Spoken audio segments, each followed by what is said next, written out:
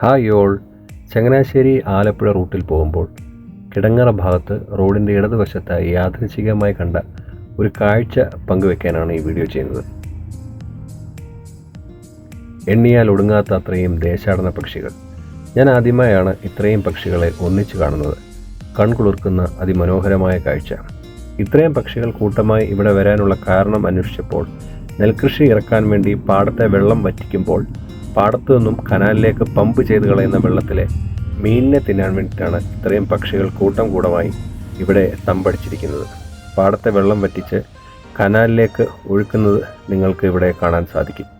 ആലപ്പുഴ കുട്ടനാട് നിവാസികൾക്ക് ഒരുപക്ഷെ ഇത് പുതുമയുള്ള ഒരു കാഴ്ചയായിരിക്കില്ല, പക്ഷേ പുറത്തു നിന്നുള്ള ഒരാൾക്ക് ഇത് വളരെ പുതുമയുള്ള ഒരു കാഴ്ചയാണ്. ഇതിനു മുമ്പ് ഈ റൂട്ടിൽ പോയി നിങ്ങൾ ഈ കാഴ്ച കണ്ടിട്ടുണ്ടെങ്കിൽ ഒന്ന് കമൻറ്റ് ചെയ്യണേ. ബൈ.